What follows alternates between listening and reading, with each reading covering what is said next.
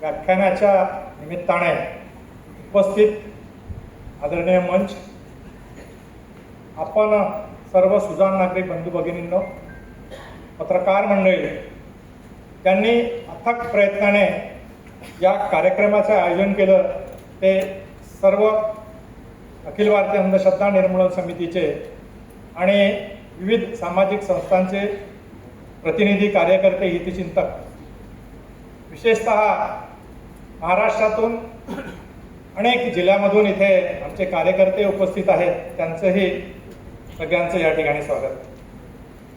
गेल्या 18 तारखेपासून या अभियानाला सुरुवात झाली. बुवा तेथे बाया, सध्या जे अशोक खरात प्रकरण केवळ महाराष्ट्रात नाही या देशामध्ये ते गाजत आहे आणि त्या अनुषंगातून ज्या महिलांचं मोठ्या प्रमाणामध्ये लैंगिक शोषण होतं आणि त्यावर खऱ्या अर्थानं हे समजून घेणं अतिशय गरजेचं आहे. का घडतं, का होतं हे एवढंच नव्हे, सध्या आपल्याला माहीत आहे नागपूरमध्ये धीरेंद्र शास्त्री, ज्याचा परिचय बागेश्वर बाबा म्हणून केला जातो, मध्य प्रदेशमधला बाबा चमत्कारिक दावे करतो आणि त्याला सुद्धा अनेक लोक आपण त्या चमत्कारिक दाव्याला बळी पडतात. या पाठीमागची सगळी कारण मीमांसा आदरणीय मानव सर आपल्या व्याख्यानातून आपल्या पुढ्यामध्ये विशद करणार आहेत. एकीकडे ही संतांची भूमी आहे, समाज सुधारकांची भूमी आहे. या महाराष्ट्राकडे पाहिलं जाते. नवे हा महाराष्ट्र खऱ्या अर्थाने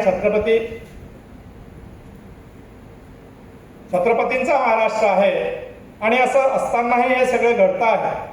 आसाराम, राम रहीम, नारायण साहेब सध्या जेलची हवा खात आहेत. त्या पाठीमागची काय कारण आहेत हेही आपल्या पुढ्यामध्ये आदरणीय मानव सर मांडणार आहेत.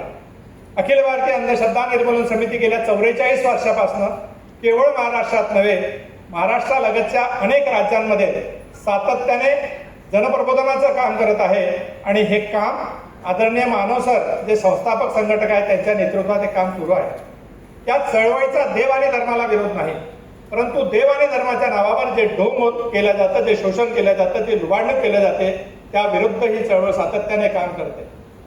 समता, स्वातंत्र्य, बंधुता मानणारा, स्वीकारणारा समाज, वैज्ञानिक दृष्टिकोन स्वीकारणारा समाज, तर्कवादी समाज निर्माण करणं हा खरा उद्देश या चळवळीचा आहे आणि म्हणून त्या अनुषंगातून अनेक अभियान राबवलेले आहेत आपण या महाराष्ट्रामध्ये. आणि आता सुद्धा अशोक खरातच्या प्रकरणाच्या अनुषंगाने या व्याख्यानालाही सुरुवात झालेली आहे. ही चळवळ काम करत असताना 44 वर्षापासून या चळवळीला कुठल्याही प्रकारची शासकीय मदत नाही, शासकीय अनुदान नाही. आमचे कार्यकर्ते, तुमचे आमच्यासारखे हितचिंतक यांच्या हे आपल्या तन मन धनाने ही चळवळ सध्या सुरू आहे.